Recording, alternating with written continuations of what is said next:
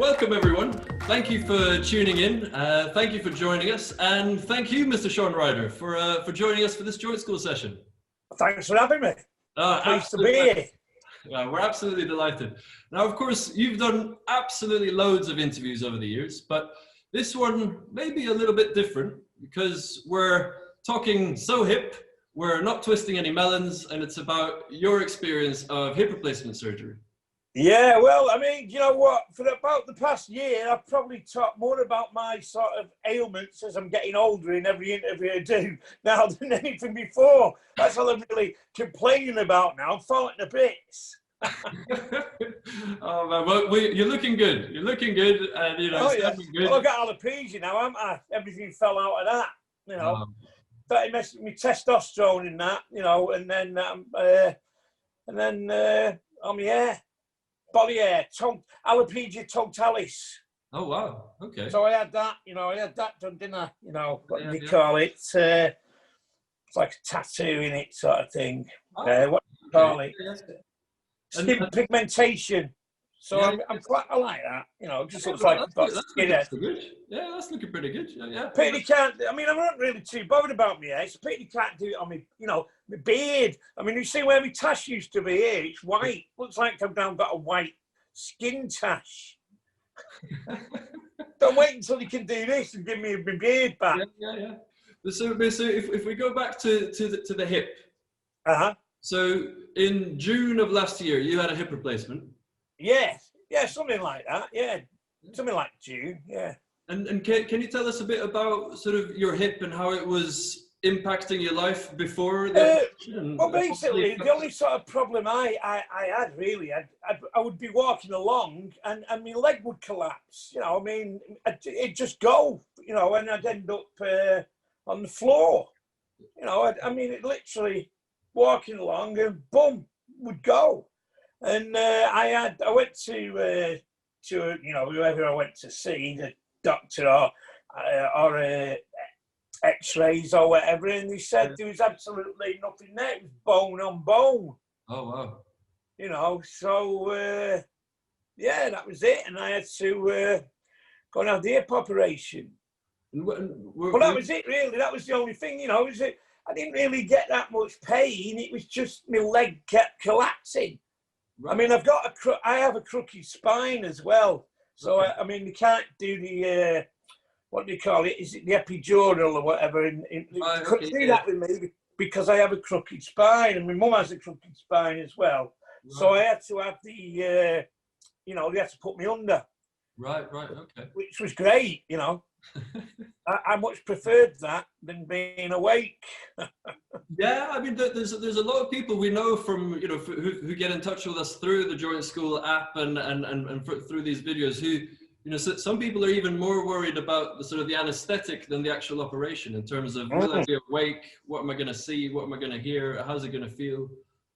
Yeah, well, I actually felt like, you know, I mean, when we was at school, we used to get these chickens' legs and pull them, you know, and watch when they was trying to do the epidural for me in the spine, and because it's bent, they couldn't quite get it. So they hit one place and it felt like I'd been kicked in the ghoulies on the stomach and sort of things would go like that. And then they hit another place and it felt like boiling hot water had been thrown all over my crutch. You know, so every time they stuck the needle in somewhere, something weird happened to me. And then in the end they said, right, we'll give up on this, we'll just put you under. Right. Okay, but it went smoothly from there. Yeah, absolutely. I mean, to tell you the honest truth, I had no pain. I mean, that's phenomenal. That's no pain. I mean, you know, pretty much the next day I was up and about. Really, I mean, they had to tell me to slow down. Yeah. Okay. So before the operation, so it was more that you were that the leg was sort of like giving up on you rather than you were experiencing pain and other challenges with your hip. Yeah, no, you know, I don't remember too much, you know, pain even before. Just that my leg kept going on me. I mean, I'm going to have another hip operation because the other one's on its way out. Oh right, okay. My mum had 2 hip operations as well. Okay, because I was going to ask about that, because you're still, you know, fairly young for. I mean, hip replacements are becoming and at younger ages, but. Well, I was 50. I'd be 57 when I had it. So I mean, I was thinking that's why I didn't really get much pain, and I got back to being normal quite quickly because I was still relatively young. You know, I mean, there was other people in there who was well in the 70s. You know. Yeah.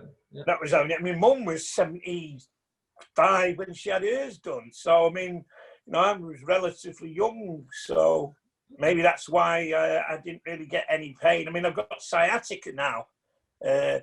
Not in the one where I've got my hip on, but on the other leg, I've got sciatica, and that is so painful. You know, I mean, it's a lot more painful than I mean, I remember when you were saying to me at the hip operation, you know, what's the pain level on 1 to 10? And I was thinking, I better say 4, because if I say I've not got any, you know, what you're at. So, you know, I was embarrassed into saying, well, you know, it's 4. And, you know, it was probably more like 1, if anything. Right, fantastic. I didn't really feel any pain.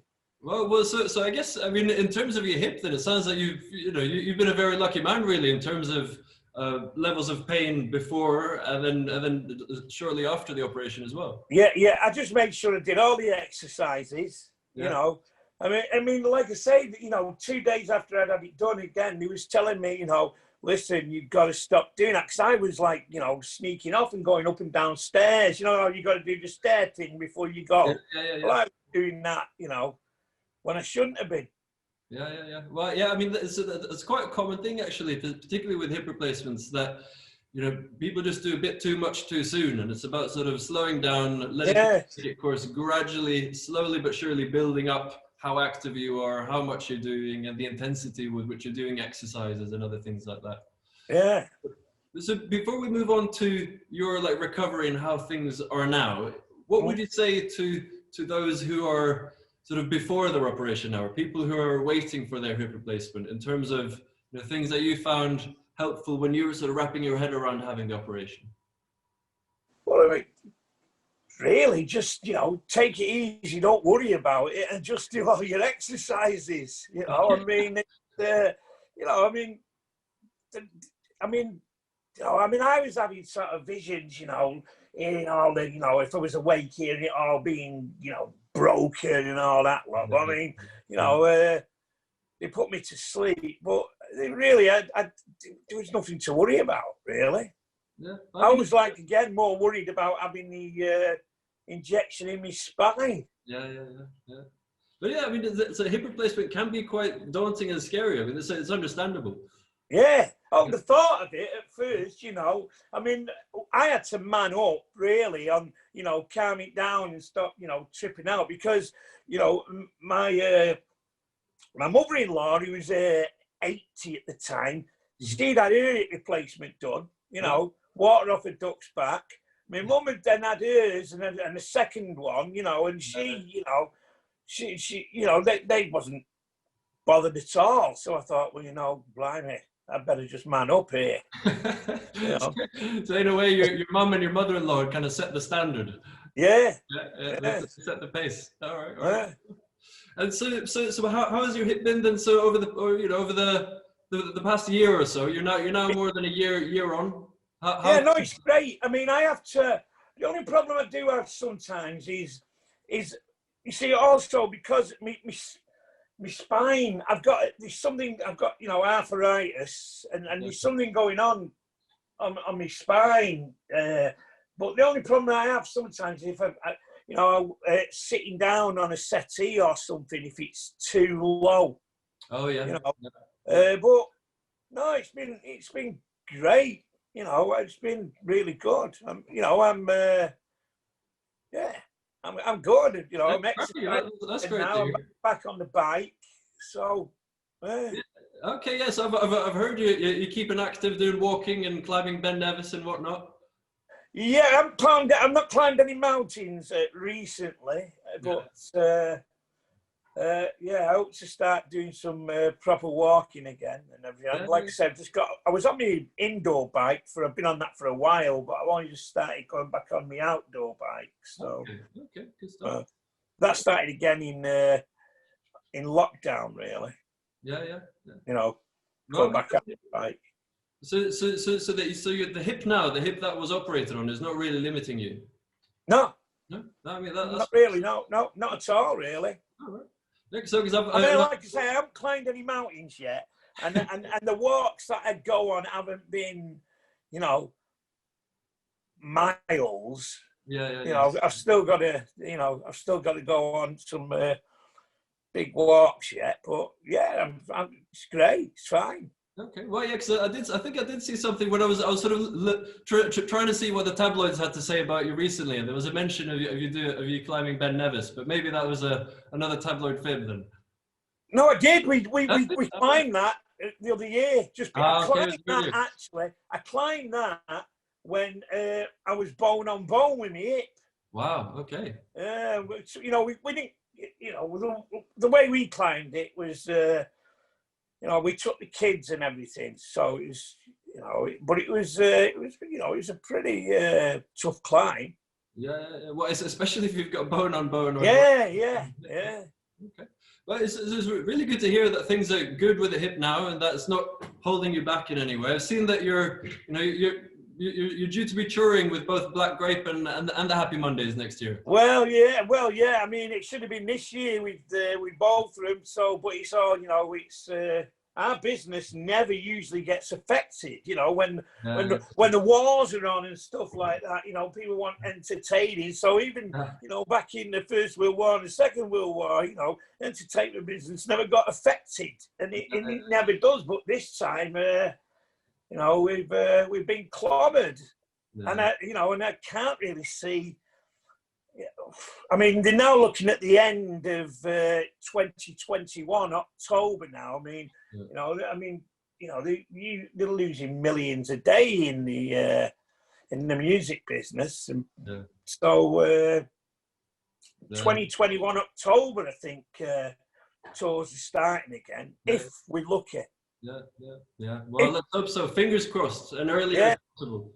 And what are the odds that we'll get to hear a new Black Grape or a new Happy Mondays tune that involves hip replacement, about your hip or something like that? Well, I will write about anything, you know. Yeah. So, well, maybe that's an idea then, a sort of hip replacement theme tune. Yeah, I can dig that. Yeah. Good stuff. Well, so I mean, it sounds like you've had a real remarkable journey to your recovery from surgery. I mean, I'm not going to assume that it was all easy. I'm sure there were some tough times and some lows. To be honest, right, the toughest time was for me. I mean, this sounds really patronising, but the toughest time with me was the first few weeks after the operation, when I just had to lie on my back in bed, and I couldn't turn on the side. You know, that was my that was really my biggest bit of hassle, really. Well, and that's coming from a man who used to sleep in a coffin, right? So that. Yeah, well, I have slept in a coffin. Yeah. Right. Okay. But what's your message then to people who are, you know, let's say someone watching this interview right now who is in those first few weeks and struggling to sleep, what's your message to that person? Just keep a positive mind, you know, and do your exercises, and always look on the bright side, as Monty Python says. Yeah, fantastic. I feel, you know, I mean, I'm sort of like embarrassed that I had it so easy, you know. Yeah, well, I mean, but I think it's a great example of how different it is from person to person. We all find our own, you know, every health condition is so personal to us, right? Each hip replacement is different, and you know, here's hoping, knock on wood, that you'll have a similarly smooth course. You know, you mentioned the other one. Yeah, the other one. So, like, you know, fingers crossed, knock on wood. Hopefully, you know, that'll be the case again, and you also know what to expect, which tends to make it a bit easier. And that's absolutely, and that's really one of the benefits of doing these kinds of videos and doing these kinds of interviews, because on the one hand, it's really important to never compare yourself directly to someone else, because I'm sure there'll be people watching this now who think, well, actually, for me, it was quite difficult, or I'm actually in quite a lot of pain, and it is different. But at the same time, just as how you mentioned with your mother and your mother-in-law, you know, while it might not always be helpful to make a direct comparison with how someone else is doing, it can help to sort of set the pace a little bit, or give an idea of what to expect, or what to do, what not to do, perhaps. And I think really what you know, you sum it up perfectly by highlighting the importance of just trying to, you know, stay positive, crack on with things, and follow the exercise plan from your surgeon or your therapist. To me, that was really the most important thing, doing exercises, you know. And so before we started recording, we also mentioned this app that we've developed, the JointSchool app. And that really is one of the key features within the app. It's the tracking of the exercises, but also importantly, you know, delivering useful information about what to expect at each stage. And the other thing that we're kind of doing here with this is kind of to try to establish a bit of a sense of community, so that people watching this right now, you know, they'll be thinking, you know, blimey, even Shaun Ryder's had a hip replacement, and you know, because it's quite common. And even Shaun Ryder's mother and mother-in-law have had hip replacements. You know. Nice. So there we are. And you well, I mean, the app's it's a great idea. It's a great thing. You know, it really is. No, I am a bit of a loner, you know what I mean? I'm proper humbug when it comes to, you know, mixing with people. I do enjoy my own company, you know. I mean, I found lockdown absolutely amazing. I loved it. You know, I mean, it's the best time I've had, you know, not work. I mean, because usually I'm just working all the time, you know, and so this is the longest time I've ever spent at home in years, you know. So I enjoyed it. Have you been working on any new music then? Yeah. All right, and maybe some hip replacement songs coming up. You might get a line or two in one of them. You know, I think we could probably, you know, stick something in Black Grape about hip replacements and alopecia and thyroids and losing your testosterone and arthritis and all the rest that I've got going on. Yeah, you've been through the mill, that's for sure. There's a lot there. There's a lot of mileage. You just got to stay positive, haven't you? Yeah. What rhymes with alopecia though? That's the challenge. Alopecia, I beat you. Cracking. It don't look like I'm going to beat it though, yeah. Alopecia, I got a tattoo on my head. Yeah. All does it. And what would you rhyme on hip replacement then? Hip replacement. Oh, now you stumped me there. Yeah. Hip replacement. Okay, not suitable for this conversation at the moment. Fine, we'll get back to that one. But I think what you know hip replacement from the bargain bin basement. Well, let's hope it wasn't. And by the sound of things, no, my guy was great. He was fantastic. Yeah. I mean, and clearly, you know, it sounds like you've had an absolutely excellent outcome. And one thing that we've touched on and that we've recognized is the healing power and many other positive powers that music can give in terms of absolutely positive mental attitude and trying to stay focused and optimistic and so on. Yeah. And you very kindly suggested 2 songs for our Joint School playlist. I did, yeah. So the first one is it's Jumping Jack Flash, the Rolling Stones, at 3 minutes 26 seconds is like the perfect 7-inch single. You know, I mean, that's been in my life since since I was, 2 or 3 years old. You know that, and I still love that. It's almost like the first time I've heard it. Every time I hear it. Yeah. And then the second one, I've gone for California Love by Tupac and Dre. Give everyone with who's just had an hip operation, can have a bit of a boogie. Yeah. Mind you, a safe boogie, A safe boogie, yeah. Absolute safe boogie, yeah.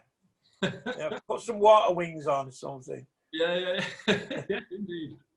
Indeed. Well, thank you so much for those absolute bangers, and that, you know, that'll help to add positivity into people's journeys. Be it someone who is before their hip replacement, or on to recovery, or getting ready for a second hip replacement, perhaps, such as yeah. Well, I guess, I mean, we've kind of covered the points I was hoping to do, and then some, I must say. So I guess it's time to close the dam. Okay, no, oh, yeah. Have you heard that one? Oh, absolute tune, yeah, I love that song. Ah, right, because we've not released that yet. I mean, it's gone out on Spotify or whatever, but oh, right, okay. I think I only thought we'd release one 12-inch single off that. So, right, okay. I'm glad you like that. It's a good tune, that was. Keep it up. If you know, if the rest of the stuff you're working on is along those lines, then oh yeah. It's amazing. Well, thank you so much for joining us. I mean, if you do want to, you know, perhaps we could touch base again when it comes around to the next hip replacement. Yeah, absolutely, of course, yeah. And then maybe let's see if Bez will come along and join us for some of those exercises. I bet he'd be good to keep you motivated. He keeps me motivated. Yeah, he's still 21, him. Fantastic. Well, thank you so much. Thank you so much. It's an absolute pleasure. Thank you so much for taking the time and for sharing your experience. And I think, I mean, you've had one really strong and beautiful message. I don't know if you want to end on that note again, your message to the people out there who are now like... But stay positive.